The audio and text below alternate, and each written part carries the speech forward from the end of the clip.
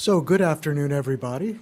Thank you all for coming here. I'm delighted to be introducing this afternoon's event. My name's Andrew Murtha. I'm the director of the China program here at SAIS, and it is my pleasure to announce or to introduce the topic, which is Insurmountable Asymmetry, Influence and Agency Along China's Belt and Road. And that is a presentation by Professor Joshua Eisenman, who is, as of 2 weeks ago, associate professor, 2 months associate professor at the Keough School of Global Affairs at the University of Notre Dame. He will be he'll be giving a presentation, which will then be followed by a discussion. Before I mention who the other panelists are, let me just give a little bit of background about Professor Eisenman.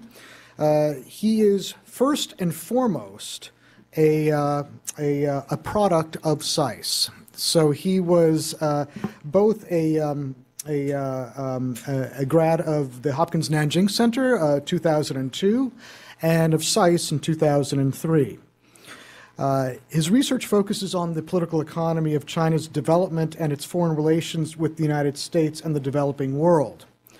But his latest book, Red China's Green Revolution, Technological Innovation, Institutional Change, and Economic Development Under the Commune, Columbia University Press, 2018, provides a fascinating revisionist in the best possible way, I use revisionism in the best possible way, look at the development of the commune system in the wake of and following the Great Leap Forward, and provides an alternative way of thinking about rural development in the last 10, 15 years of the Mao era and at the eve of reform than we are used to hearing.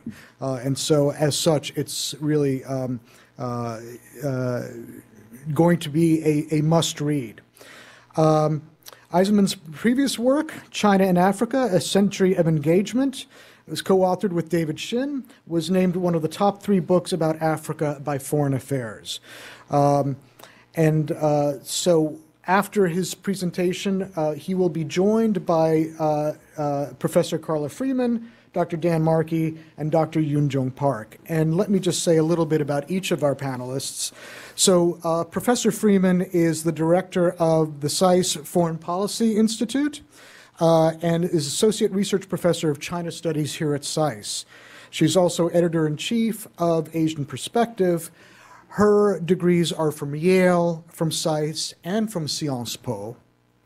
And she works on pretty much every aspect of China you can imagine, but primarily teaches about China's foreign policy here at SAIS, and is a key part of the China Studies program. Dr. Dan Markey is a senior research professor in international relations here at SAIS and the academic director of the SAIS Global Policy Program. From 2007 to 2015, Dr. Markey was a senior fellow for India, Pakistan, and South Asia at the Council of Foreign Relations. And while there, he wrote a book on the future of U.S.-Pakistan relations, No Exit from Pakistan. Dr. Markey's forthcoming book, China's Western Horizon, Beijing and the New Geopolitics of Eurasia, will be published by Oxford University Press in the spring of 2020. It assesses the evolving political, economic, and security links between China and its Western neighbors, including Pakistan, India, Kazakhstan, Russia, Saudi Arabia, and Iran. And then finally, Dr. Yoon-Jong Park is an international scholar and leader in the growing field of China-Africa studies. Dr. Park is the author of A Matter of Honor, Being Chinese in South Africa.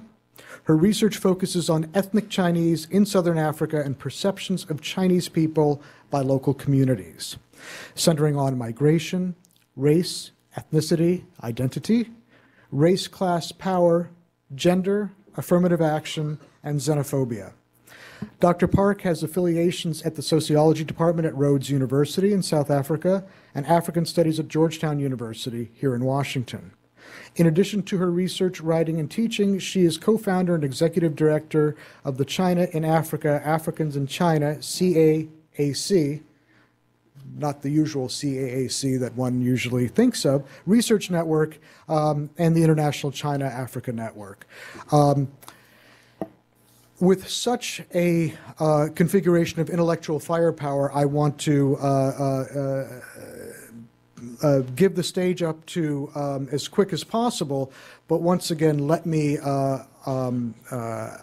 introduce our speaker for today, Professor Joshua Eisenman, and just how delighted I am that you're here to present today. So thank you very, very much.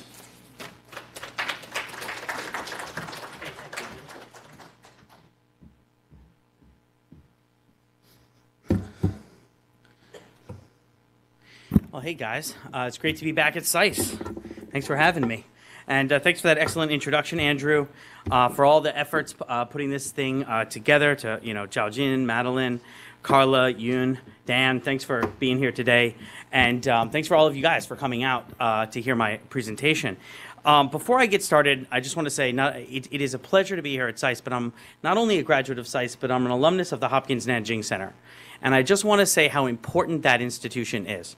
The Hopkins Nanjing Center is a unique institution. It must be protected from both sides. And to the extent that it is allowed to wither, this institution, SAIS, will also wither. So we have to do everything we can, and I do everything I can to protect the Hopkins Nanjing Center and make sure that it remains a hub of intellectual curiosity on both sides. So I want all of you guys to join me to support this center to the greatest degree you can. So after that public service announcement, why don't I jump to it? So as you can see here from the image, this is a cartoon, and this is a cartoon by this gentleman here, Bright Arawak. Bright is a Ghanaian cartoonist, and this cartoon, everybody in Ghana knew it, from the most senior officials to the man in the street. Not one person didn't know it. And what it, I think, contains within it, there's a lot going on here, right? The first thing you can see is the size of Xi Jinping relative to the Africans, right? That the way that Bright sees this relationship is asymmetric, and it's asymmetric to the degree that Xi Jinping is a physically larger presence than the leaders of his own country. Second, you can notice the supplication of the African side here, that the Africans are literally holding begging bowls in their hands to the Chinese side. And this was something, throughout my research with Ambassador Shin, we constantly heard this criticism of Africans going to China with the begging bowl. And if you want to Google that, you'll find articles in the Namibian, in Ethiopian presses, in Zambian presses, all over the continent, this concept of the begging bowl.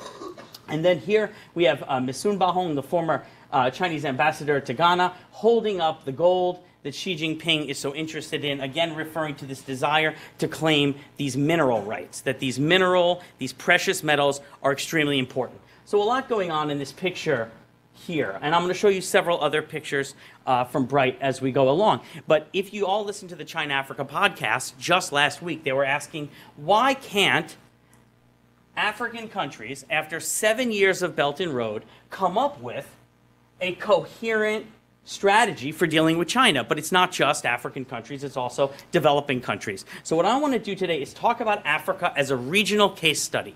So often when we talk about Belt and Road, we're flying pretty high because Belt and Road is a really big concept. So I want to narrow it down and talk a bit about Africa, because that is where my primary area is. And I know that Yoon is one of the foremost experts in this town and around the world on the subject, so she can take me to task if I get anything wrong. But of course, I'm really interested to know, Dan and Carla, how this travels beyond the African continent.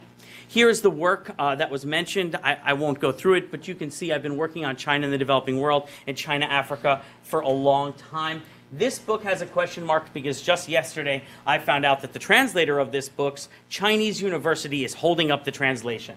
So this may or may not be published by the Chinese University of Hong Kong Press, because the Chinese University of Hong Kong Press needs the translation, and the translation is being held up. So this gives you a sense of the tension right now that is kind of seeping into academia. It's been many years and a huge amount of effort this professor put in, and it would be a real shame if it never comes out. Ambassador Shin and I are working on a new book, and so let me give you the once-over lightly on this. The objective, first objective, is to describe the China-Africa political and security relationship. Look, I am a firm believer in the hit 'em where they ain't theory of academic research. Do not be the 18th person to write a book on a topic. Look where the thing is going and predict it and try to do that. Don't try to hit the herd where it is. It will be gone by the time you get there. So the China-Africa polymill relationship has not really received much attention. If you Google it, you'll find there's only one book on it by Chris Alden, and that's an edited volume. So this is a topic we're looking to do from a co-authored perspective to add value.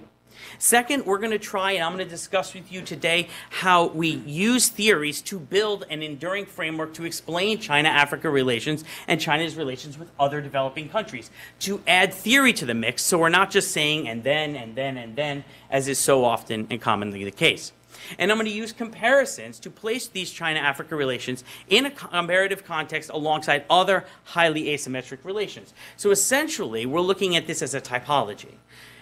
We want to finally build theory. We want to use our observations about China-Africa polymill relations with African states to build asymmetry theory, which is a growing field, as I'll talk to you in a moment, in ways that help shed lights on other asymmetric relations. If we look at China-Africa relations as part of a larger set of relations, then we can begin to understand. But I am a firm believer that you cannot just read theory, read Foreign Policy magazine, and write it up. You have to get on the ground, you've got to talk to people, you've got to test, and then you've got to verify. So Ambassador Shin and I went to Beijing, went to Nanjing, went to Zhejiang, Shanghai, Hong Kong, Taiwan, and then in Africa, previous research went to 10 countries, but in this particular research, South Africa, Namibia, Ethiopia, Djibouti, Ghana, Morocco, and I just got back from Egypt last week. So, this is not a lot of countries out of the 54, so excuse me that, but we're doing our best given the budgetary restrictions, and we'll try to continue to add more to the mix. Here's a couple of examples of the folks we met with.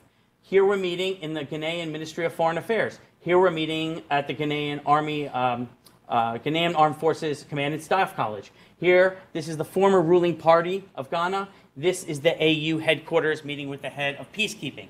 Every one of these buildings that you're looking at was built by China.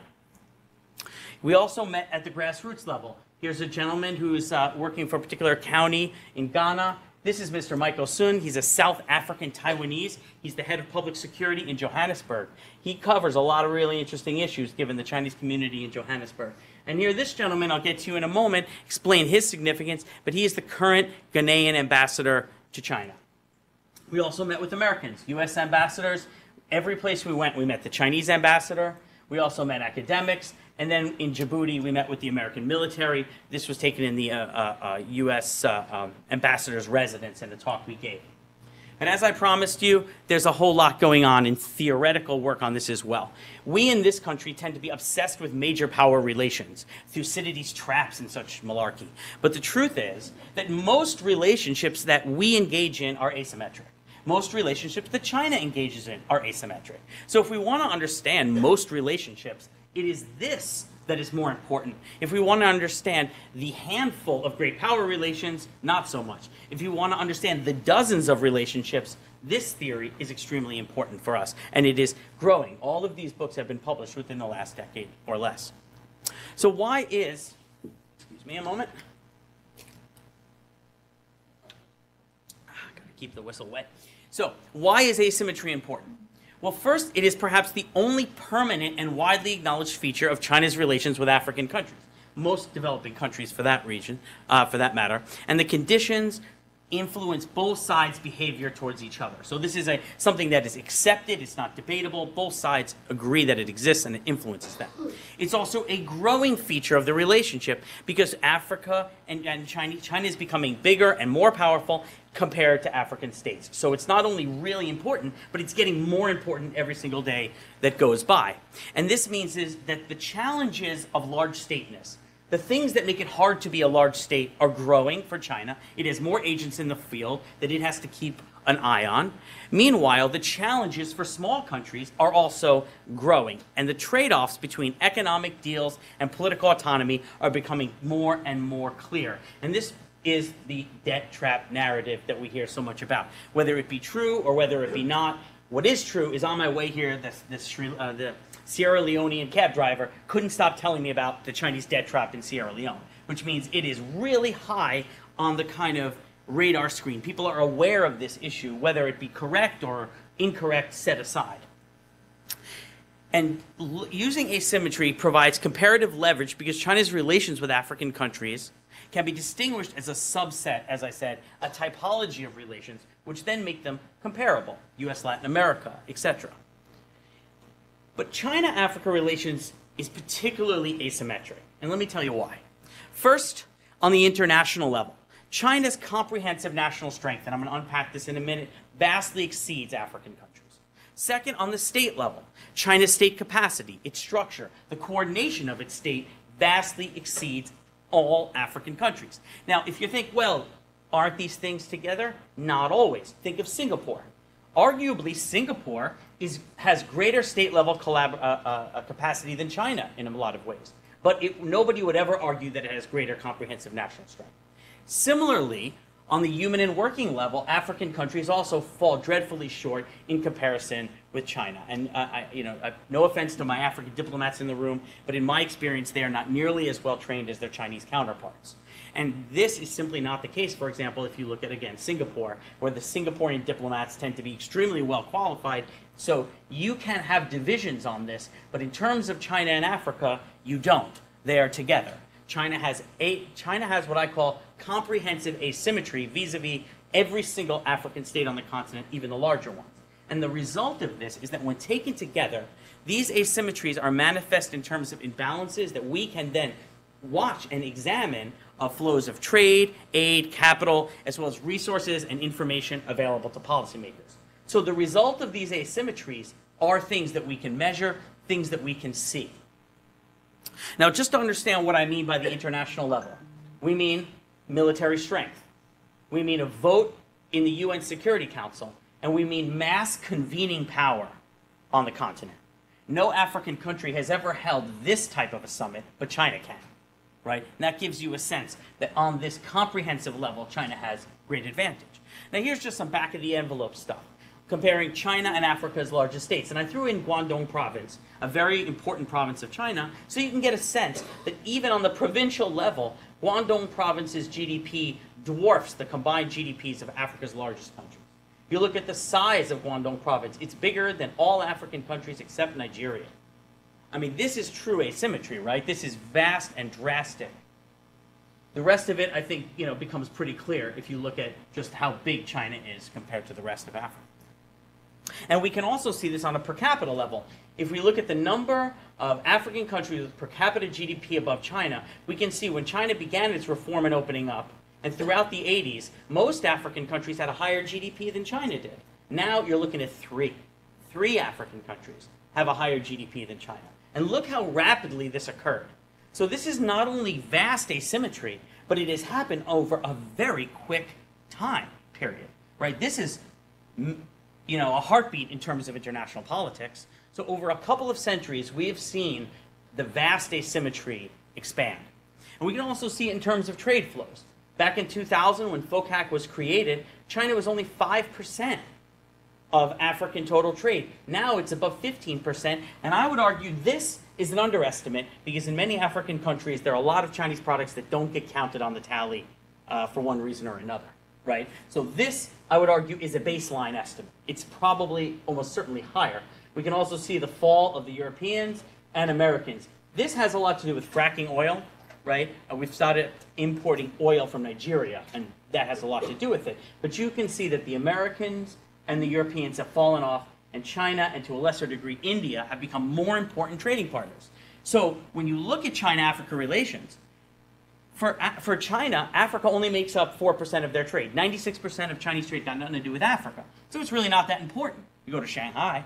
But when you go to African capitals, China is ever present. And this is why. Because China's trade with Africa, among other things, has increased very rapidly. If we look at the state level, this is the Chinese Ministry of Foreign Affairs, a very impressive building. This is not my high school. It's the Ethiopian Ministry of Foreign Affairs, okay? And it looked worse when I visited it recently.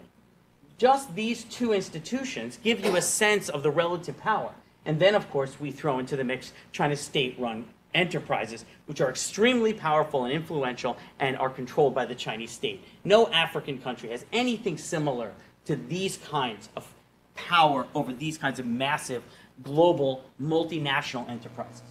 And the working level is hard. I can't really show you the average education levels, so let me just show you a couple of pictures that I think capture it. This is the current president of Zimbabwe. This is the former president of Zimbabwe. You can see the meeting room they're having in China. Beautiful, gorgeous room, flowers. It's fantastic. Anyone who's ever been in there, it's great.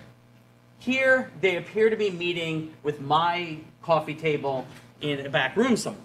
And this gives you a sense of the kind of asymmetry in the environments that you experience if you're a Chinese leader, this is the head of the International Department of the Party, meeting in Zimbabwe, versus if you are an African leader meeting in China. Just looking at these pictures gives you a sense of the asymmetry that occurs here. So the puzzle for us is then, is comprehensive asymmetry, as I've laid it out for you, in China-Africa relations insurmountable? How can African states benefit from their relations with China while protecting their interests and autonomy? And how at all has China responded? Right? This is a relationship. It goes both ways. So the Africans have their approach, and the Chinese then get to respond. So first I want to talk to you a bit about the theory. Asymmetric attention. Big countries are attention getters. You can see that here in this picture, and in this picture, which is essentially a graphical display of this. The smaller country pays a large amount of attention to the larger country, and the larger country pays a small amount of attention to the smaller country. So the larger country is paying a very relatively small amount, and the smaller country is paying a lot. The small are obsessed with the large, and the small devote disproportionate resources and influence the policies of large that affect it. The canonical case of this is Israel relations in the United States. Israel has very targeted diplomacy that has been very effective in the United States. So there are benefits that the small can have.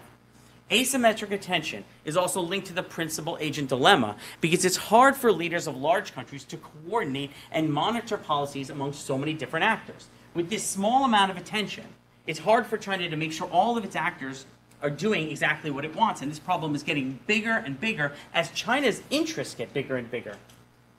So as asymmetry increases between large and small countries, so does asymmetric attention, and so the large countries have to fight to maintain policy coordination, or their agents will run wild and do things they want to do rather than what the principals want to do. And in part, this is what BRI is. It is a massive coordination mechanism, not only to engage others, but to make sure the agents, the Chinese agents, are on side and doing what they should be doing. There are also other mechanisms, but obviously BRI is the biggest and grandest of them all, and the topic of our discussion here today. Theory also predicts that small countries will seek asymmetric normalcy with a large country. Asymmetric normalcy refers to the fact that no one ever believes that Djibouti is going to get bigger than China anytime soon, or any African country for that matter. These asymmetric relations tend to be pretty normalized, pretty standardized, and they continue based on regular relationship maintenance rituals or confidence-building measures that reassure small states that large states recognize its autonomy while also reassuring the large state that the smaller continues to show deference. Now, anybody recognize this here from the movie Troy? You can see here one of these confidence-building measures. That Troy goes and meets with the brother of the Greek king in order to secure Troy's autonomy. Now, it never helps when you go home with the guy's wife. That can lead to problems, Helen of Troy, if you know your Greek history. But suffice it to say, if you don't do that, then this is a very effective way, a confidence-building measure to make sure your autonomy is protected. And when repeated over time, this develops habits of cooperations that mollify concerns on both sides and perpetuate an asymmetric normal relationship. These rituals are almost always more important for smaller states because they've got a lot more to lose in the bargain. China is not going to feel bad if Djibouti or an African state is missing a dialogue with them. But if the Chinese start to skip dialogues with the African state can become very nervous about its autonomy, about its relationship with China. Are we still good? And so these small countries have a lot to lose. But at home, however, while they're trying to keep this asymmetric normalcy with the larger power, they need to maintain their autonomy.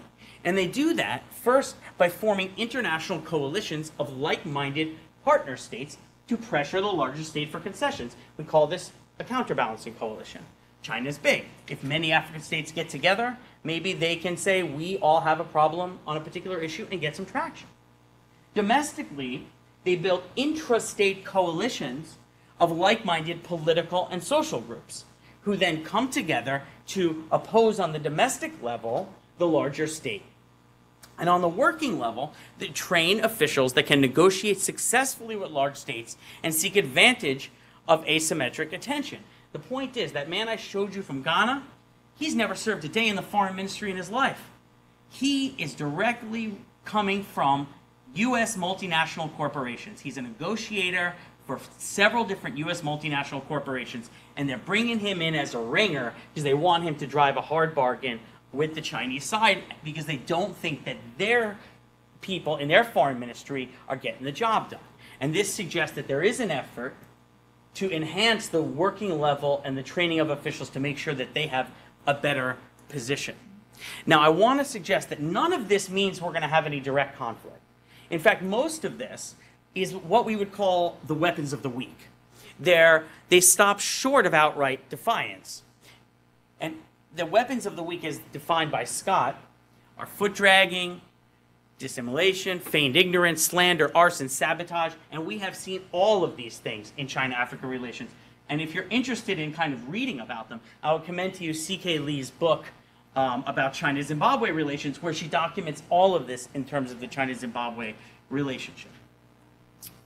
So Africans, historically, have been dealing with and facing large, powerful foreign nations seeking to assert influence over them. So they've got experience in this. They know what they're up to. Meanwhile, in China for 1,000 years has been dealing with smaller states on its strategic periphery that it needs to mollify their concerns or keep them from joining together to push back. So both sides are actually pretty well versed in this game. Now, what African pushback have we actually been able to see? First, we heard in our research plenty of talk about a pan-Africa strategy. This was a big topic. How are we going to do this? Where are we going to do it? What's the venue for it? But time and time again, one thing became clear was that this, which is another cartoon by Bright, is going on, which is the African leaders are so interested in being the cooks in the kitchen, so focused on their own jollof rice, that the Chinese side is basically able to act freely. And in this case, as you can see in Bright's conception, stealing all of Africa. We do see increased intra and interstate NGO coordination, information sharing, cooperation regarding sources of concern across countries. South Africa is one of these countries, but wherever you have a free and open discourse, we have labor unions sharing information, human rights groups sharing information, a lot of this going on both internally and between African states. We have seen more and more statements of concern by African leaders. The first was in 2006, I believe, by Thabo Mbeki, but we have seen many since then. We see the building of domestic anti-Chinese political coalitions. We saw this in Zambia, and we saw it in Sierra Leone. Now, I need to stress to you that very quickly after the election, a lot of these come apart at the seams because they're essentially blame the foreigner coalitions, right? They're not necessarily based on Chineseness, they're based on otherness. So there is, these things are not what I would consider permanent coalitions, but the fact is that the Chinese influence has become so politically sensitive that it is enough to build a coalition that won Michael Sata the presidency of Zambia after he lost it 3 times in 3 other elections. And that shows you the political salience of the issue. We've seen rioting in some African cities against Chinese small traders. We've seen the development of an us versus them narrative in some countries, including increasing anti-Chinese rhetoric and straight-up name-calling on the grassroots level. And we see a desire to attract other countries. We just had the TCAD summit with the Japanese. We just had Putin summit with the African leaders as well. Russia, India, the US, Japan. They're trying, African countries, to bring in other major powers that they can use to work with so that they are not too overly reliant on China and reduce that asymmetric. China's response. And you can get a sense here of how Bright envisions this response, right? You can see The African leader standing in a pile of his own mud, not daring to say no, right? He wants to say no.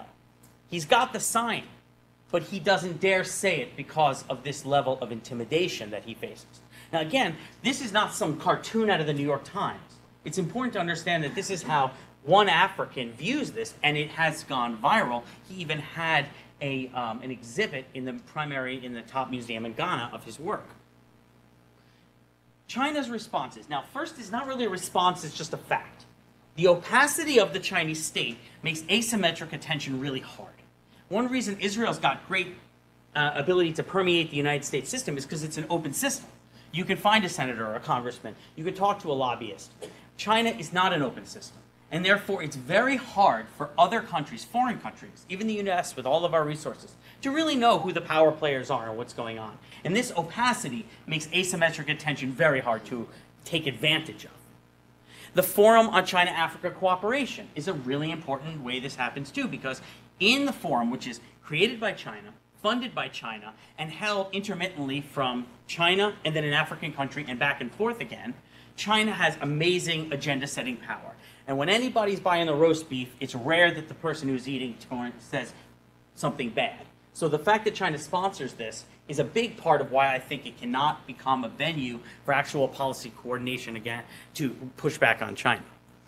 Building African institutions. When I say building, I mean physically building them. They physically built the AU headquarters in Baghdad. They are physically building the ECOWAS headquarters, and they've built the ministries of numerous ministries all around the continent and of the ruling and opposition parties in many countries. Elite capture was something we heard constantly, that kickbacks, bribes, and payoffs, and actually we heard it from the Chinese side too. It's just who do you think is to blame for it? The Chinese side believes this is how things go in Africa. The African side says, no, this is how the Chinese do things. Who's right and who's wrong, I'm not going to say. But the fact is, we heard all over the continent concerns about this. China constantly talks about a rhetoric of state equality and sovereignty. And when you're a small country fearful of your sovereignty, it makes you feel better when the big country's constantly saying, we're going to respect your sovereignty. It's an acknowledgement that I know what you're concerned about, and I'm going to respect that. And the Chinese do a great job of that. Expanding China's official institutions and capacity, we're seeing this regularly. China's building all types of capacity to support the Belt and Road Initiative. Controlling the narrative, expanded news media and telecoms, exacerbating local cleavages to prevent the emergence of anti-Chinese narratives that's kind of playing different sides off of each other within a place, using interlocking, overlapping initiatives on the international, domestic, and human level. And here, for example, China supported ZANU-PF in Zimbabwe. Then it protected ZANU-PF at the UN from being criticized. And then it provides funding that went to the cronies of ZANU-PF. So you've got a multi-tiered engagement, all of which is a self-supporting or mutually supporting architecture. Then you have an expansion of relations between China and African militaries. And the idea here is that African militaries are important stabilizing forces in this country. Even if you have a change of power, close relations with the military give you important agent that you can work with who's probably going to be around. The cultivation of a new generation of Africans using education and training programs, and I cannot stress this point enough. This is really an important thing that's going on, and the number of Africans in China is going up really fast, and the Belt and Road countries in particular, those numbers are going up very fast.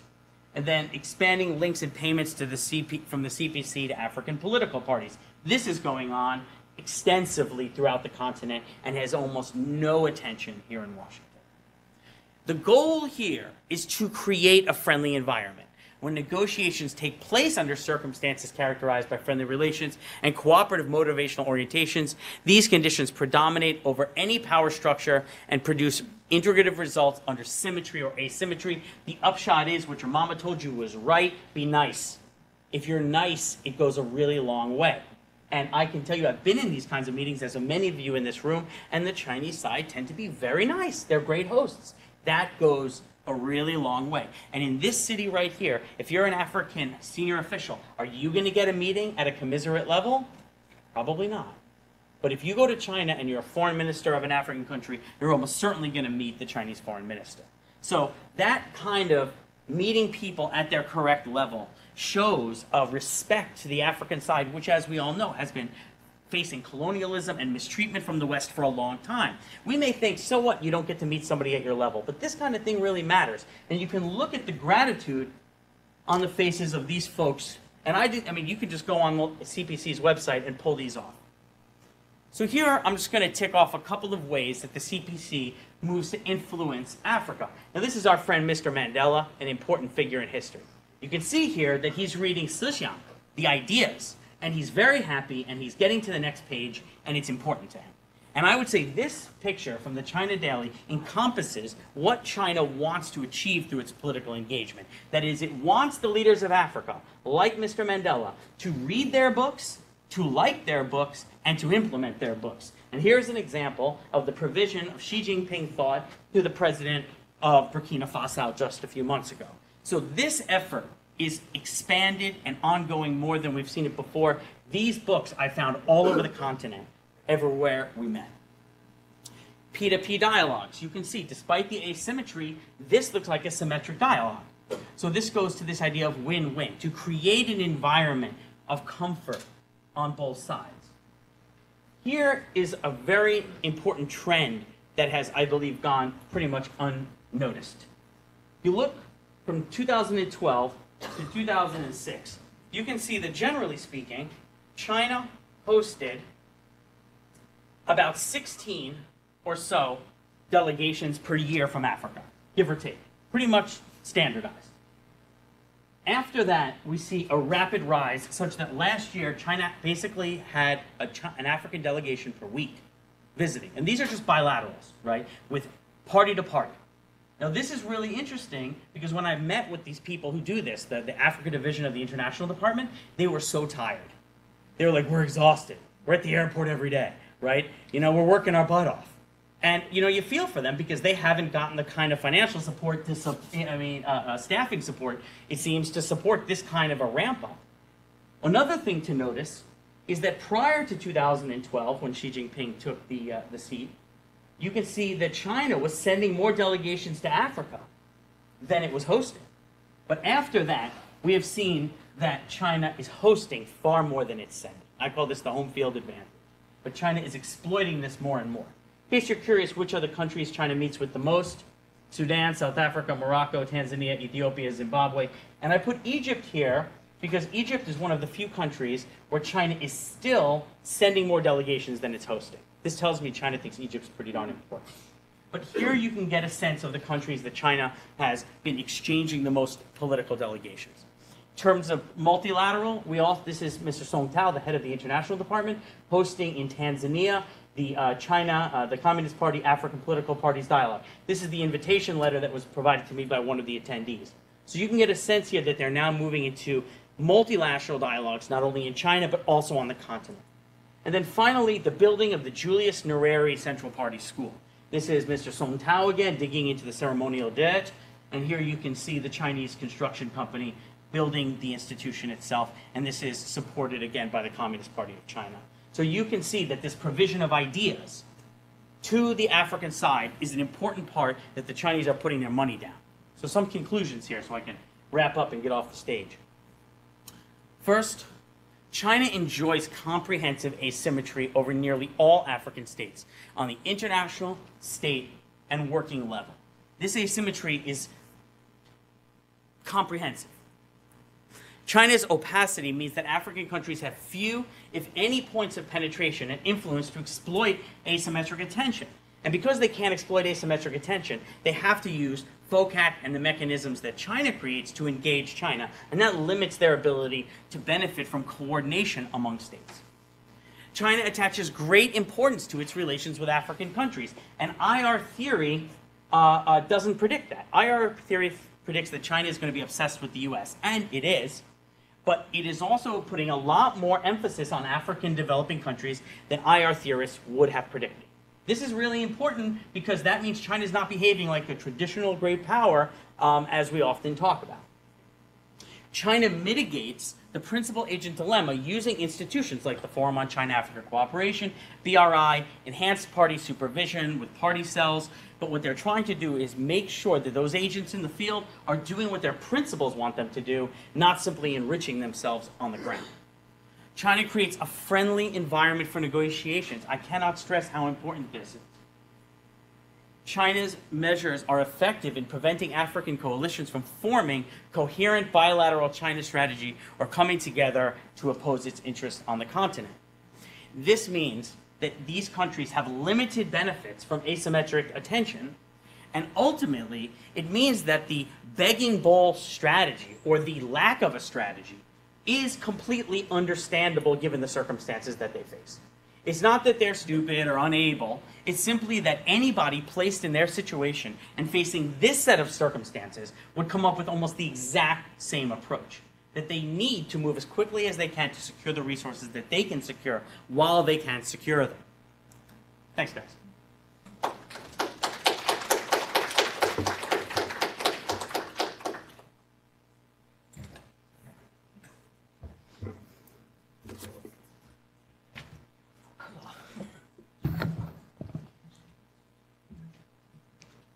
Wow. Thank you so much, Josh, Professor Eisenman, for that very dynamic and exciting discussion. And I want to start, first of all, by adding my warm welcome to Andy Murthas. It's great to have such a distinguished SAIS graduate back on campus. And I also want to thank you for your impassioned pitch for the Nanjing Center. Your check is in the mail. Really appreciate that. You can pay me in beer. Okay, we'll do that later. But you know, what I really appreciated about your talk is that you started to frame a concept that most of us here in Washington think about mostly from the perspective of what China's intentions are. We're kind of stuck in that. It's such a grand geostrategic concept. Just to refresh the audience's memory, of course, it was rolled out in 2013 by Xi Jinping himself, first in Kazakhstan in the land part, and then the maritime part in Indonesia.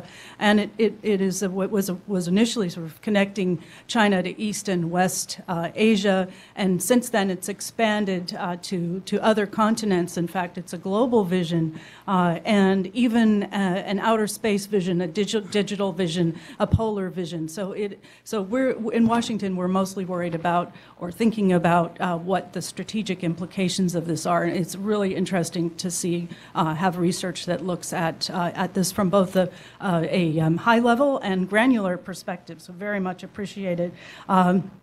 So I'm not going to take up any more time because I want to give our commentators a chance to reflect on your comments, and then also I'm sure our audience has many questions. So I'm going to turn this over, I think, first to Professor Park, who will draw on her own deep experience working on Africa and also her work in the China-Africa Research Initiative to comment, and then, of course, turn to Dan, who has a great book coming out on China and Eurasia, but also has done a lot of work on China and South Asia. So look forward to both of your comments. But June, why don't we start with you? Thanks. Thank you very much. And thanks, Josh. It was really, really interesting listening to your talk. So I find myself a little challenged because most of the people who've been speaking so far are China or Asia experts, and my area of focus has almost always been Africa and looking specifically at non-state actors in Africa. The other thing I find fascinating is a lot of the terms that you use are clearly from international relations and politics, and I come at this as a sociologist. So my training is completely different, and I find it fascinating. So I prepared all of these comments based on the research that is done by the China-Africa Research Initiative here at SAIS. Actually, I think because I pulled my bio out from our website, that title, the China-Africa Research Initiative, of which I'm associate director, was missing from my introduction. So I was going to speak to issues related to the Belt and Road Initiative and Chinese lending for that, because I thought there was going to be a lot more talk about the Belt and Road Initiative. But I find after listening to you that much of this isn't as relevant if I want to respond to what you actually said. So I'm going to forego my notes earlier prepared and look at kind of what I was jotting down as you were talking. Again, because my research has tended to focus on non-state actors, and most of what you were focusing on is official kind of state-to-state ties, the kind of international arena of engagement. I see things slightly differently, but I also want to hearken back to some of the things that your co-author, Ambassador David Shin, had mentioned a number of times when I've had him guest lecture in my classes, and it goes back to why is China in Africa? What does China want in Africa? And is it really only about natural resources?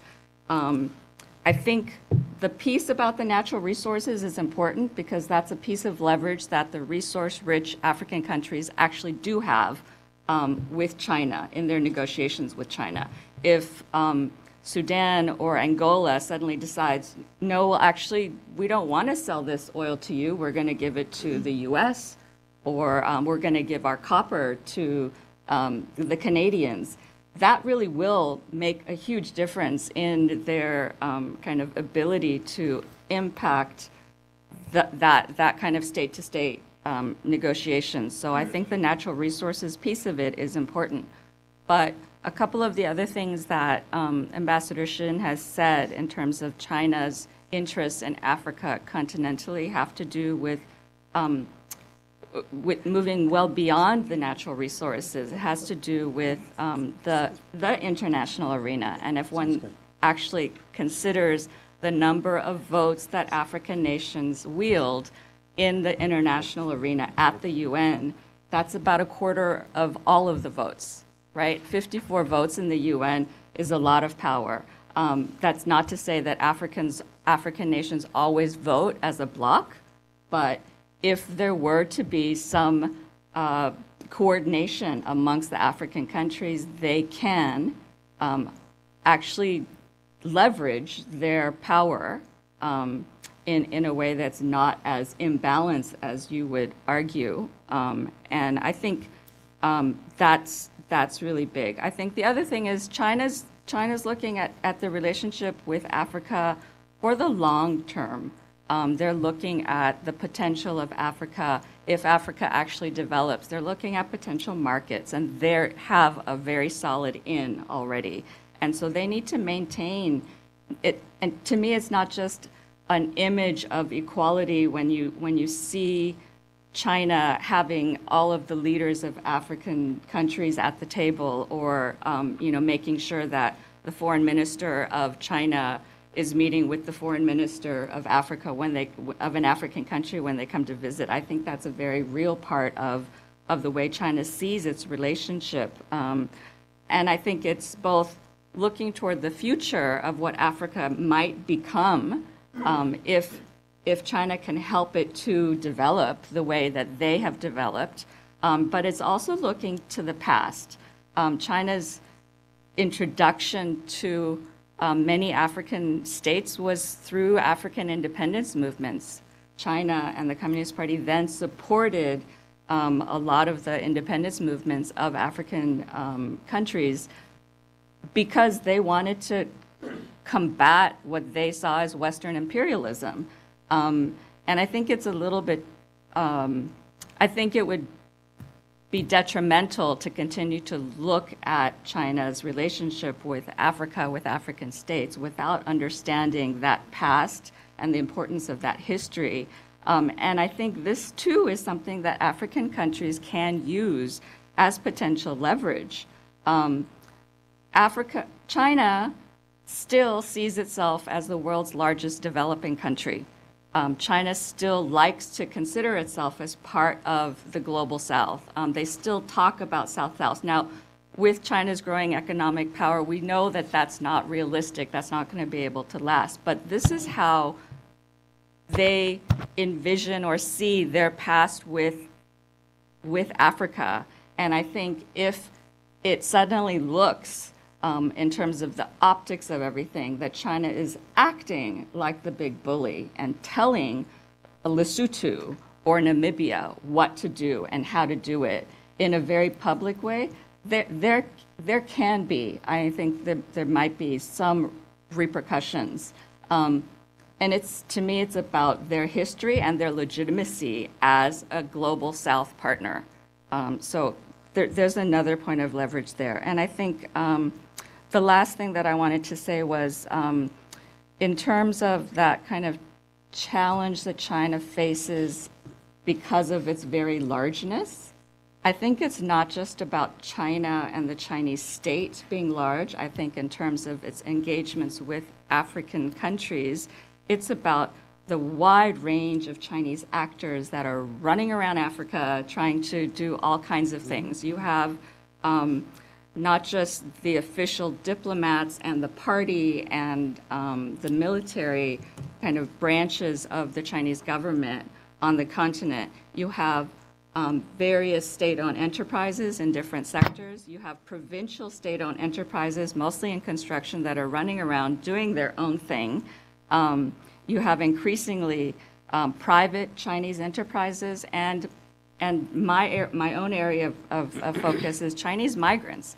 Chinese migrant entrepreneurs are making some of the largest contributions in terms of manufacturing, job creation, and also kind of headaches for the Chinese ambassadors in each of these African countries. Every single Chinese ambassador whom I've interviewed, when I start asking them about Chinese migrants, just goes, my biggest headache, right? Because they have no idea how many there are, because it's not their job to track the numbers of private Chinese citizens who are going out to look for opportunities in Africa. And the only time that they hear from them is if there's some kind of problem, if they've gotten arrested, if there's been some problem with labor issues or environmental infractions at their company. But I guess this is all to say that the challenge of China's largeness is a bigger challenge than even you spoke about. I think it's going to be one of their biggest challenges, I think, especially if one considers that there may be as many as 1 million Chinese in Africa right now. Many of them, at least half of them, have no connection officially with the state. And yet, China is responsible, right? So if we look back at the situation again in Ghana with Galamsey gold miners, there were thousands of them that were deported. Again, this was these kinds of instances, episodes bring shame upon the Chinese. It's an embarrassment when these things happen, and yet this is the one aspect of what's going on the ground in Africa, over which they have very little control, and which is testing some of their, I think, core values. The one that I'm thinking of being of non-interference, right? If their people are being threatened because of domestic violence, because of guerrilla fighting problems around the oil fields, or just crime in general, China is going to have to respond in some way, and I think this will be a big test for whether they can maintain in the long run this policy of non-interference in future. So I'll leave it at that. Thank you. Dan, I'll just open the floor to you for 7-10 minutes or so. Great. Thank you, Carla. Let me just start by saying I really enjoyed the presentation. There's a lot to like in it. I'm coming at this also from a different direction. My work tends to focus on what I'm calling continental Eurasia, beginning in South Asia, then extending into Central Asia, and heading on into the Middle East. So Africa is not on my normal agenda, but I see so many areas of similarity. I'll begin with one that's relatively superficial. You started with your cartoon of the begging bowl. And there was actually a somewhat celebrated incident in the last couple of years in Pakistan where Imran Khan was in Beijing, and PTV, the state broadcaster, rather than up in the corner having Beijing, China, it actually put begging China. There are reasons to think that PTV likes to have fun with various politicians, and this was one example of them. But the begging bowl is something that is very commonly pointed to by critics of the Pakistani relationship with China for very similar reasons, for a sense of asymmetry. And this, your use of the broader kind of notions of asymmetry theory also, I think, are well worthwhile and worth expanding beyond the kinds of cases that you're already looking at. Geopolitically, it's useful to think about things in terms of power relationships, and you hammered that home in the African case. It's interesting to think about it in the Asian case, and that's kind of where I wanted to dive in a bit more, because I'm not sure that the asymmetry is quite the same, and because in my own work I would say that there's a bit more agency on the part of the actors, and certainly in the way that I interpret the nature of the relationship between some of the critical countries that I've looked at, Pakistan, India, Kazakhstan, Russia, Saudi Arabia, Iran are some of the main case studies in this book that I've just written. Each of these, I would say, has somewhat more to say about the nature of its relationship with China than maybe the cases that you've looked at, and that may be empirically that they are different. It may also be a matter of interpretation and how we look at the cases. But let me also commend you for taking really a geopolitical approach, and the future of your work, which is going to sort of dive into some of the more security dimensions of this rather than just the economic ones. I do feel like in this town, often when we're talking about the Belt and Road Initiative, especially, that's become the bright, shiny object that is distracting all of us and taking us down a path toward things that are really very narrow rather than broad, and maybe doing so in ways that are ultimately distorting our view about what China is really up to. And so for instance, in this town, we started when we saw BRI. I think many American policymakers started by welcoming it, seeing it as something, an investment in infrastructure across Asia sounds like a good thing. And now, more recently, and particularly the Trump administration, this has shifted very radically into criticism and placing BRI within a competitive framework with China. Now, some of this makes a lot of sense. There's a lot of criticism that we can level at BRI. Some of that criticism may be healthy in terms of actually helping to change the way recipient states behave and how they respond to China. May even help us, as you've written elsewhere, in getting China to change the way that it behaves. It also helps us to think creatively in terms of our own policy agenda. But it's problematic to focus just on infrastructure because I don't think really plays to the U.S. interest or to our strengths. We don't have state-led investment of the sort that the Chinese have. We aren't eager to go down a path in many ways. We consider certain types of investment that China seems eager to do as likely to be quite wasteful and unhelpful in terms of, in a context of poor governance or weak institutional structures, isn't actually going to lead to the types of outcomes, sustainable economic growth outcomes that we'd like to see. But more important than all of that, and this is where I think your work is especially helpful, is this focus on infrastructure leads us not to think about the security consequences, the political consequences. This point that you made about elite capture is something that resonates throughout Asia as well, certainly in places like Kazakhstan or Pakistan. Bribery Chinese bribery, so to speak, isn't just a matter of bribery, that is buying people off to get jobs done. It's a matter of political influence that goes well beyond that. And that's disconcerting when you think of this in a broader strategic context. There's also an issue which you didn't get into, but which I spend a considerable amount of time on in my work, the political consequences that Chinese investments can ultimately lead to counterproductive outcomes on the ground. That is, stoking existing competitions within societies between haves and have-nots, have-mores and have-lesses. But when you bring billions of dollars of investment into any society, you can, and particularly societies that are already riven with differences and at a political level, you're likely to get outcomes that can be quite troubling. I guess the other things, you pointed to some areas where you're going to be looking in terms of security liaison relationships and other things. We're definitely seeing that in Asia. We're seeing it through things like the Ministry of Public Security, its involvement, its placement of liaison officers in various Chinese embassies throughout the region. We're seeing it in terms of the growth of the Chinese private security firm industry and the use of those firms overseas. We're seeing it, as you pointed out, in terms of rethinking norms of non-intervention or non-interference, and the shift to new formulations with ideas like creative or constructive intervention in other societies, more active diplomatic initiatives in a variety of instances, including in places where I've looked closely, like Afghanistan.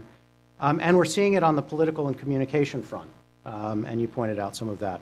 Broadcasting in the traditional realm, social media forays, trying out new things to get China's messages across in places like Pakistan with the extensive use of tools like Twitter, which aren't even allowed back in Pakistan, in China itself.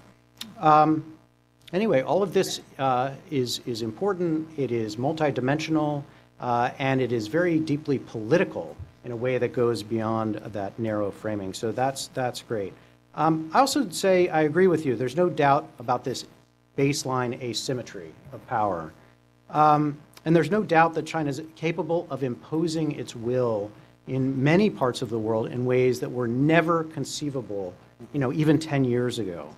And just as a quick thought experiment, if we think about, American policymakers working on Iran or Pakistan a decade or two ago, wouldn't have immediately asked the question of how do our policies line up with what China is doing, or how might China stymie what we're up to? And now they're forced to. It's a matter of course. It's kind of goes without saying in a sense. So there is a big change there.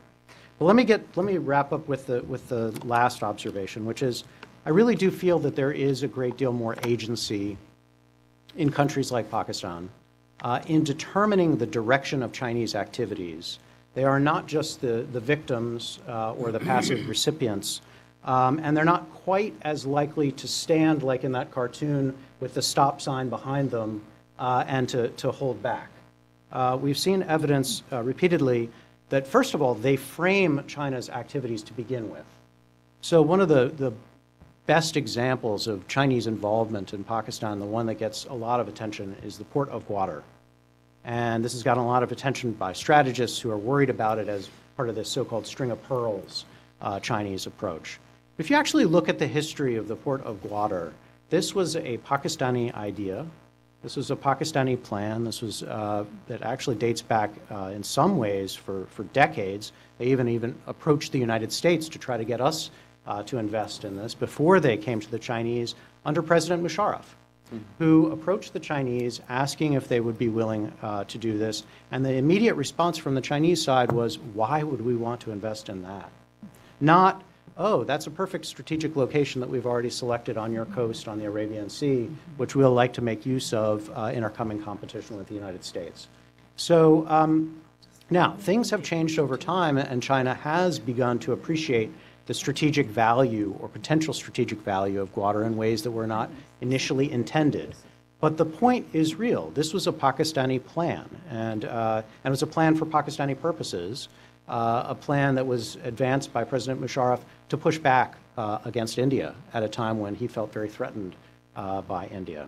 A similar example, if you go to Central Asia, and you think about how Chinese involvement there has been framed, it is very sensitive to the Russian presence.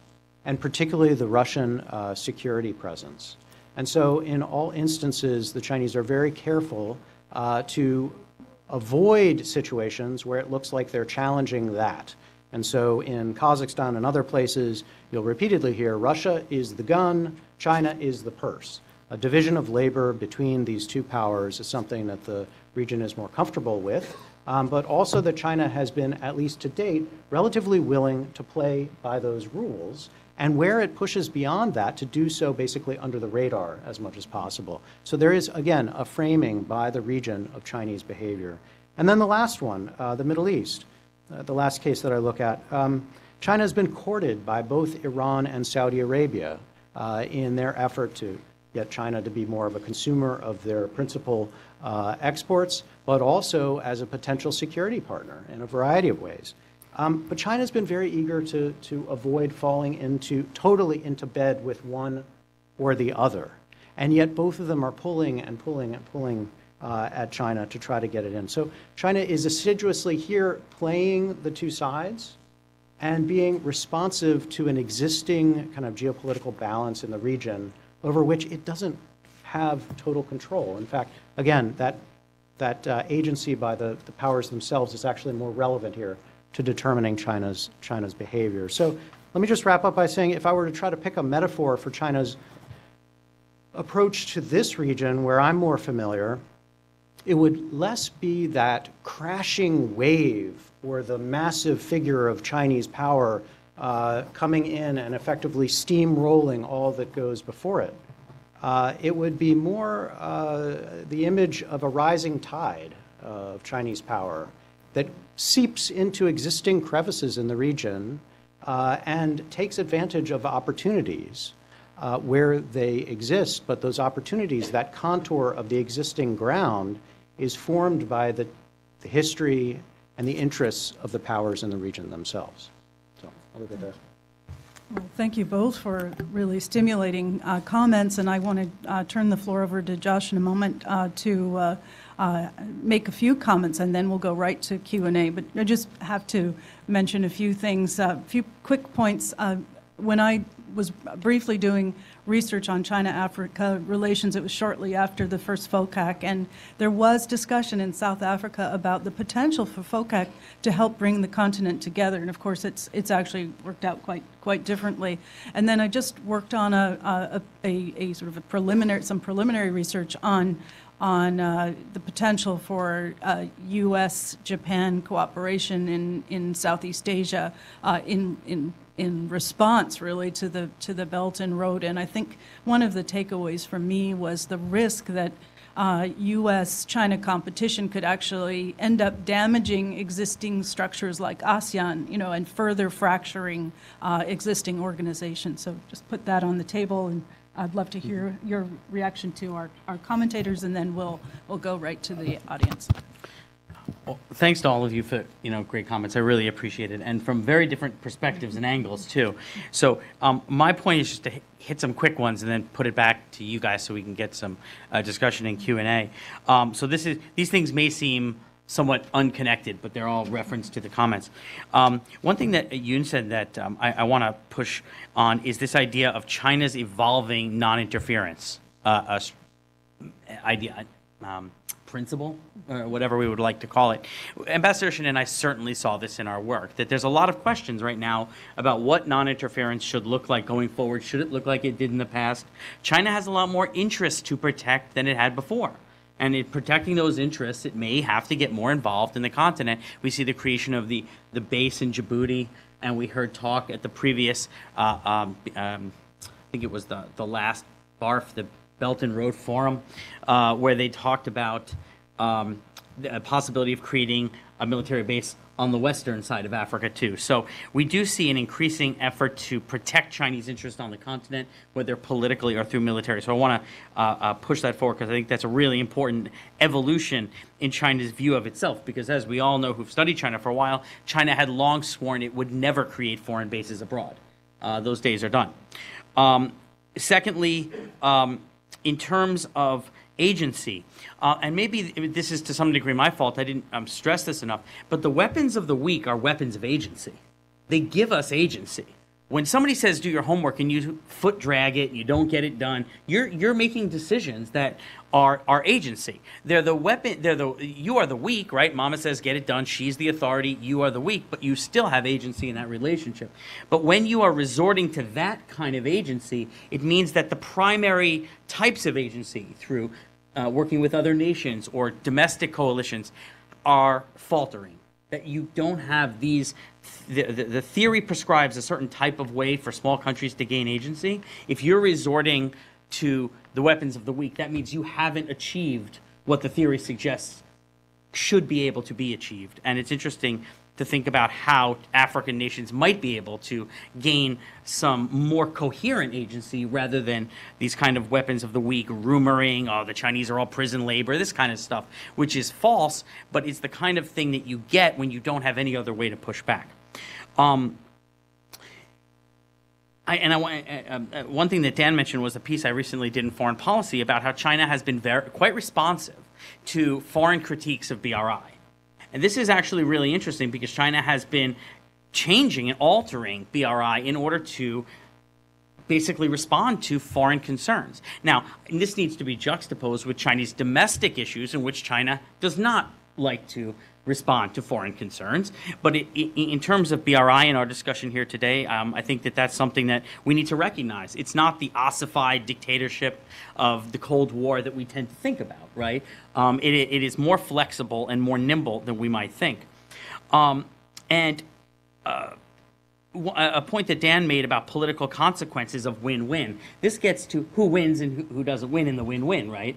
If the winners are all the elites and the people don't, then you end up with intra-country tensions, right? And I think this is really important. Maybe we can discuss this more in the Q&A, is how those intra-countries develop and how China has to respond to them, although it may be shocked by those intra-country tensions itself, because as a big country, it's got a lot on its plate. It may not recognize going in that what it was doing would stoke those intra-country tensions. And finally, and this is not a point that was brought up, but I just want to throw it out there as an intellectual hand grenade. In this city, we constantly talk and criticize China about dual use. This is not, I don't think, an appropriate criticism of China. China doesn't have dual use, it just has use.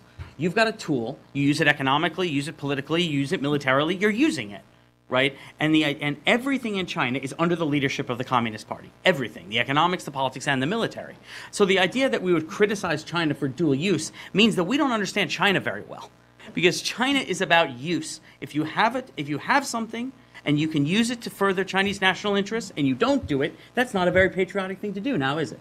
So our criticism of China's so-called do-use policies, I think, reflects more about who we are and the divisions we make than the divisions that they make and who they are. And I thought I would just throw that one in at the end to stoke you off. All right, well, we have a lot on the table here, and I see first, second, and third, and then we'll go 4, 5. Okay. So. Thank you, Jude Lasha. And thank you to all our panelists. Professor Eisenman, I wanted to ask you about one of the slides that you had, looking at different party-to-party cooperation between China and different African nations. And it seems to me that this is one area in which the Chinese government model has possibility to expand. And what I wanted to ask was, to what degree do you think China is more comfortable working on a party-to-party basis rather than a state-to-state basis? Well, it's a good question, but I would say that they don't feel they have to choose, right? The party-to-party relationship supports the state-to-state relationship. They are, interlinked together.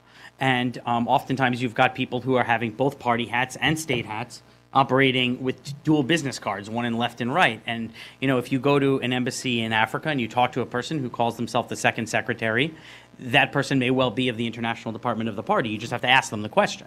They may give you a different business card. So I would say that this is all part of a kind of interlocking structure of engagement that China has. So it's not, I would say, that they prefer one way or the other. They're just looking to do everything and do what is the most effective in terms of protecting Chinese national interests and the interests of the party. So, I see these not in competition but in cooperation.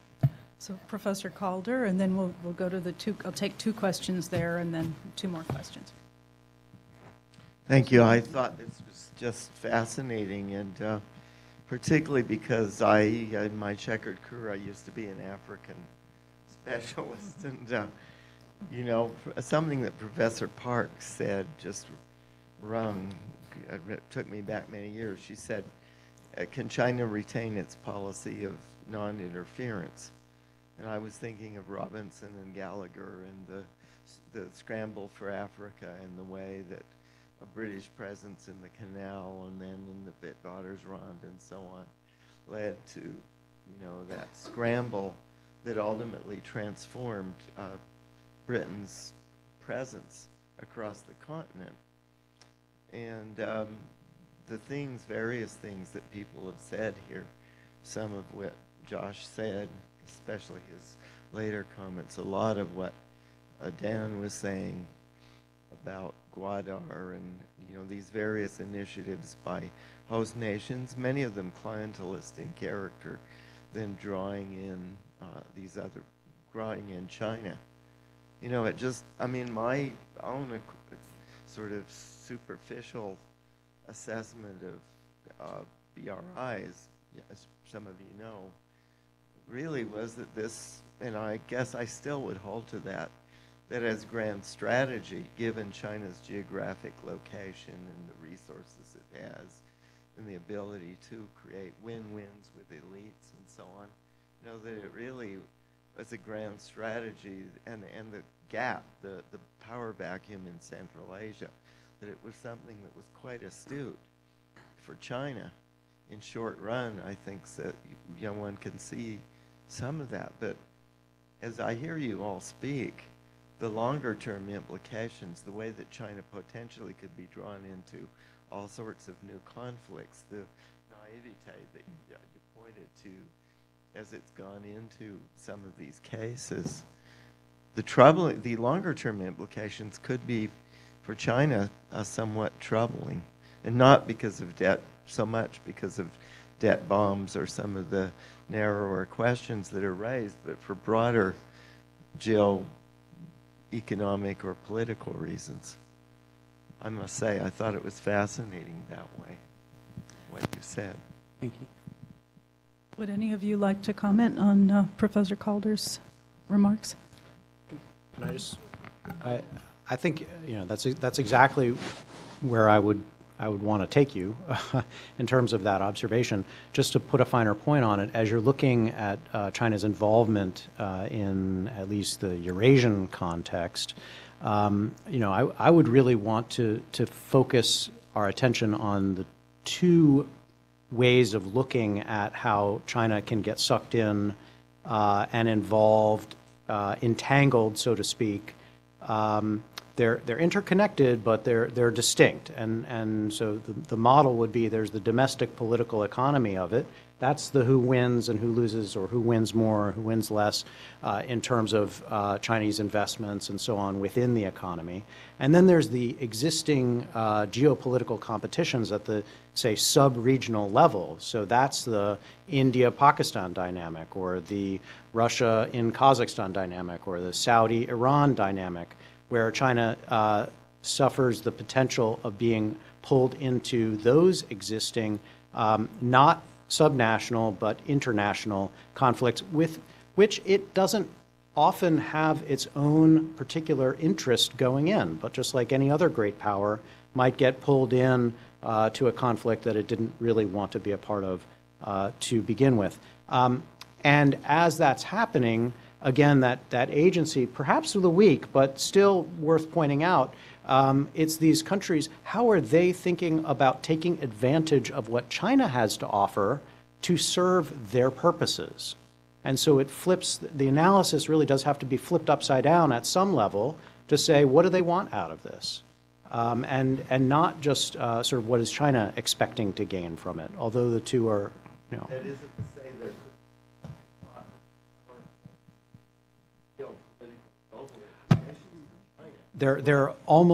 There are absolutely, absolutely. And so the consequence of this interplay will affect China's ability to compete, say, with us at a global level, and everything about its position within these parts of the world, its success or failure of its major geopolitical initiatives like Belt and Road will hinge very prominently on these features, yeah, it's all connected.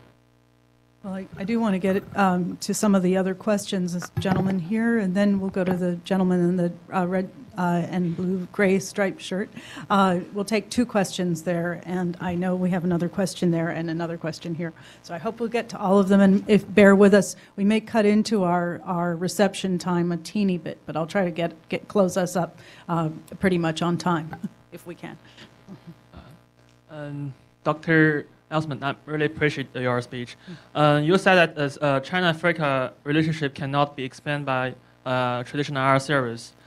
Let me remember that dependency theory is proposed by the Immanuel Wallenstein. So do you think the BRI and similar project is based on the Chinese version of the dependency theory or not, or varied? Okay, great. And then we'll take the gentleman's question back there. Not sure I can answer that. Thank you all for speaking today. A familiar archetype in great power relations is that of a power expanding beyond, or a great power expansion and a reactionary coalition of other great powers banding against it or just to rival. And yet we're not really seeing any such similar rampant economic scale-up, or for that matter, military scale-up of any kind from any of the great powers. In fact, European nations have been some of the largest recipients of Belt and Road Initiative contracts and grants, most notably of Germany accepting the Huawei 5G programs. How do you see the Chinese approach to this very expansive program different than historical trends, and why has there been such an unusual reaction to it compared to what we would have expected? When you say historical trends, what do you mean by that? First of, European great powers pulled up,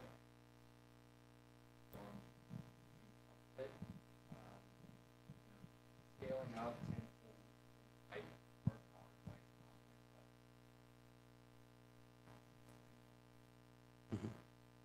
Okay.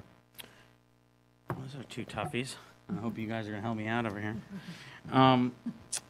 In terms of dependency theory, several people have written on it, and it's got a long history. I feel like it's just more complicated than that, right? That these countries aren't entirely dependent on China. They have a lot of partners. China is one of those partners. It's an increasingly important partner, but you can see Europe still remains by far Africa's biggest trading partner. So I think if we go into a situation where we think that China is creating new dependency, I think that overstates the case at this point in history. It may evolve to that point, but I think there are few cases where you can find where you actually got true dependency. And even little Djibouti, with 80% of its debt owed to China, still has the U.S. base there and other bases there that kind of hedge against Chinese influence. So I mean, and I'm very curious if others feel differently, but I don't think we've reached that level where there is any country that I could say is in Africa anyway. And Dan, I would defer to you if you think Asia. Maybe Pakistan may be the only one, but that is entirely dependent on China. And Pakistan, probably not for the economics, but as much for the military and cooperation vis-a-vis India, which is not the heart of dependency theory. Dependency theory is a primary economic theory. So the reason that Pakistan would be dependent, and here I'm trying to, predict what you might be thinking. Maybe I'll do this wrongly. It's a dangerous game in Washington to predict your other panel members. But if there is a dependency in the Pakistan case, it's equally due to the India equation. Whereas in Africa, I don't see that. So maybe I can set your mind at ease that I don't think we're at that point yet. But certainly happy to defer to others. Do we want to hit this question before I go back to the others? Yes, I think so, because we Okay. still have 2 more questions we need to take. Yeah, sorry. In terms of the pushback from others, yesterday there was this Blue Dot initiative released, right? The U.S., Japan, and Australia coming together and basically saying we're going to push back on Belt and Road. We've got this cooperation. Who knows how effective it's going to be between the U.S., India, Australia, and Japan, the quadrilateral. We've got plenty of dialogues and discussions. But if I could just tell you what I really think, I think the administration has to take advantage of these things, not create more of them, right? We need to take advantage of what we already have in order to, if we're going to have a pushback, have it. I mean, basically, this comes down to not some Thucydides trap among rising powers. It comes down to a systems level battle, if you will, but that battle doesn't necessarily have to be a military one, right? It can be an economic one. It can be a political one. And to the extent that the U.S. is not working with its partners and trying to go it alone and reading Thucydides trap and believing it, we're in big trouble, right? But to the extent that we do what you say and we actually work with our partners and our friends who share our values and our allies, I think we can do better, because at the end of the day, I truly believe that most people in this world would prefer to live under freedom than authoritarianism. And maybe that's the liberal professor in me, but I think that we've got that advantage, but we're not playing it very well. You want to make a quick comment? I just wanted to say that you can think about it in terms of great powers, but I think increasingly, at least in this city, there's a kind of talk of kind of U.S.-China competition in Africa. They're talking about like a second Cold War. I mean, that's a lot of the language that's being used, but I think this is a narrative that's kind of works here in D.C., and I don't think Chinese are playing the game. Like, and you can't have a Cold War if the other side doesn't think that the U.S. is worth fighting. In Africa. Certainly, the U.S. Under the Trump administration has tried to push back a little bit in Africa. So, in response to some of Chinese activities, they're organizing, summits. Even before Trump came in, Obama had African presidents come to the U.S. And had a sort of summit, the first time ever that all of the African presidents were invited here, right? The U.S. has initiated Power Africa to start looking at helping Africa with their power grids. And there are a couple other of these sorts of initiatives. The amount of money that's put into these is a drop in the bucket as compared to what China's putting into Africa right now. So it's not really a competition.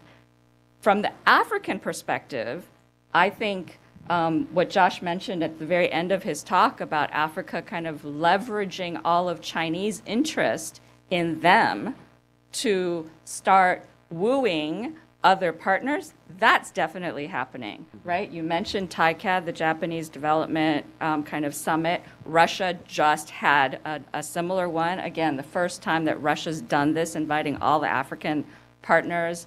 You see with the BRICS kind of grouping, Brazil's interest, India's interest, Turkey. There are other countries, other powers that are interested in what's going on in Africa. I think probably for the first time because of all of Chinese activities on the continent. So I do think that that's happening. It's very different from what you're talking about, but it can play to Africans' benefit, right? It's interest in them. It's a matter of whether or not African leaders are able to leverage all of that interest to work out kind of good deals for themselves. And again, not just to enrich the elite, but to actually spread benefits out to their populations. So we probably don't have time to adequately answer the questions, but I'd like to get them on the table anyway. So if I could ask you to ask your question, and then Professor Murtha, and we'll just put those two questions out there and ask our panelists to respond very, very briefly. Sure. Thank you so much for your presentation. You mentioned a lot about this asymmetrical relationship, but I also think it's very multi-dimensional. And you brought up Guangzhou being way economically more strong than Africa, but also China has Gansu, China has Yunnan, China has Guizhou. But what's interesting is that I want to know if you've also looked into, how France is also trying to balance this, because France has a very strong foothold in Africa, and I'm sure they will have a say in what happens with BRI in Africa. Also, a lot of people have different opinions, but is there a means to an end in what China is really planning? Because as Dr. Markey brought up, some of these projects may be wasteful. So is there really like a Chinese strategy behind this? Are they thinking to get somewhere with something? because there's some people also who think that, yeah, there's going to be a Cold War with 5G, and Africa's going to be a 5G block. Europe's going to be, Cisco, other different kind of 5G blocks. So what's the means to an end? Why don't we ask? Could I abuse my position as the guest and pass to Professor Baltzell? Yeah, he's my former professor, and I feel I can't. I have to on the way. Thank you, Josh. Yeah, thank you. If I may, and if the time permits, could I ask you to say something on the economic development aspects of China's operations in Africa? You focused on the asymmetry in the political and other aspects of the relationship, which is very important. But China is there for a reason, and one of the reasons is to promote economic development. That was the original inspiration for BRI. How important are BRI projects from that perspective in Africa? Is China doing a good job in Africa? And how important are BRI projects relative to other state-sponsored development projects in China? And how important, apropos what June Park was talking about, is this army of private Chinese entrepreneurs in China, almost everywhere in China. You on every street corner in Nairobi, in Abidjan, you have African entrepreneurs. How important is that? That's not state-sponsored, but that's still an aspect of China's operations in Africa. Could you comment on the economic development aspects? So let me just get Andy's question, and we'll end where we began. Just what I deserved in that question, right? All of the hard ones. So just actually two quick comments and hopefully a quick question as well. So the first quick comment is I love that intellectual hand grenade of dual use. What is that? I think that's great. I also, the other thing comment that I wanted to make is, this back and forth about non-interference. One of the things when people talk about, this China model, this alternate to the, to the Washington consensus or, whatever you want to call it, I mean, the closest thing that I can come up with is the 5 principles of peaceful coexistence, of which non-interference is one of the central pillars. So if that's no longer operational, then does that, and this isn't a question, it's an observation, then we really need to rethink about what the China model really, could be. But my question is this, and it actually, it was inspired by Dr. Park's discussion about the Chinese entrepreneurs on the ground, but then it was really animated by the question about government versus Mario's question about government and party. And your response to it, which was, it's an interlocking relationship, it's, and what it sounded to me like, that's what goes on inside of China, but it's not going on inside of China. It's going outside of China. So you're basically externalizing kind of the domestic politics of China, which brings me back to the question of, as those of us who study the domestic politics of China know, it is not a pretty sausage to see made.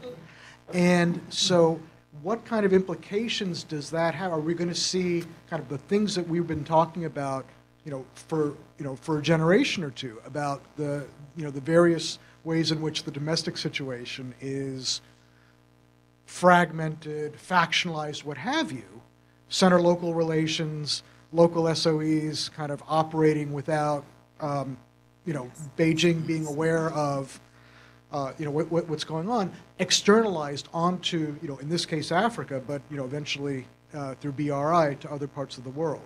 So. So maybe you could just say one or two things and then have private conversations with. Thank you very much. Okay. All Elvis references aside. So in terms of the issue of France, I need to punt on that because I'm not an Africanist.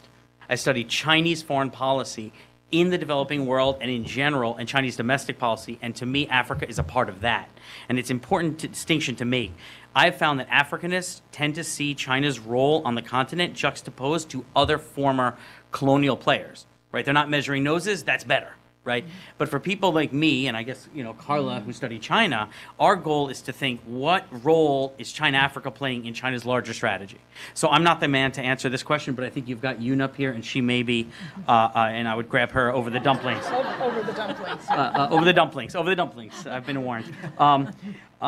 In terms of what does China want, I mean, that's a big old question, right? I mean, I think China wants a lot of things, but the reason, as far as I understand, it created BRI from an economic perspective is to deploy excess capital that it has in its own country. It's got engineers, human capital, and it's got physical capital and capacity, and it wants to deploy that abroad, right? And it's got money, right? So it wants to deploy that kind of actual cash capital as well. So a lot of what China wants is to make sure that it's putting its money and its capital to work in a way that it can make returns. And countries where you have a low capital labor ratio is a place where you can make high returns. They're more risky, but they're higher return possibilities. So that's what I would say from a broad prospect, which brings me to Professor Bautilier's 1, 2, 3, 4, many questions. And I'm just going to kind of throw things, a couple things out there because I don't have much time and God's looking at me. So the one thing I think we've heard a lot of is Chinese investment. Most of this is loans. And to my understanding, U.S. FDI in Africa is still higher, I'm looking at you, than Chinese FDI. China is mostly involved in loan finance, and that has a specific type of relationship attached to it. And just to make a comparison, the U.S. does almost no loan finance in Africa. We're grant makers, not loan makers. So that's a very different type of dynamic that you have with somebody who you've made a grant to and somebody who you've made a loan to. And I think that's a kind of broader level kind of analysis we have to keep in mind. I also think there's been a lot of talk for a decade about the moving of China's manufacturing base to Africa. And as this professor said in the China-Africa podcast 2 days ago, I ain't seen it yet. And I think we need to be very skeptical of that line. I have not seen a mass transfer of Chinese manufacturing base to Africa. I've seen it moving to Vietnam. I've seen it moving to Cambodia. I've seen it moving to Bangladesh. But I have not seen a mass movement of Chinese manufacturing to Africa. And I think we need to check ourselves in terms of whether or not that is actually happening or we just really want it to happen. And then finally, in terms of development issues in BRI, look, China had 30 years of development under the commune system and Maoism, such that it made 90% of Chinese literate who were illiterate beforehand. You had a massive development of human capital at the very low levels. If you go into many African countries that still have illiteracy rates above 50%, and you give them the best port in the world, it is a mismatch to their level of development. So my concern is there is actually more to learn from the first 30 years of Chinese development for many African countries than the reform and opening up period. But this is a BRI focused on, one, Chinese needs, and B, the lessons of reform and opening up, which may not be applicable to African countries given their particular level of development. They're not even on the first rung of the development ladder. You're bringing the fifth rung. Maybe they can't reach it, and it's a mismatch. So what development are we talking about? Are we doing a Melinda Gates training little girls to read? That's what they need. What they don't need is the most beautiful port in the world when they can't read the instructions to operate the crane. And so I think that we need to be very careful when we talk of the word development and make sure that our development level is commensurate with the capital base of that society. Shall we end there and go and have some dumplings and continue the discussion there? Thank you all very much for coming. Let's all give our panelists and our speaker a round of applause. Thank you.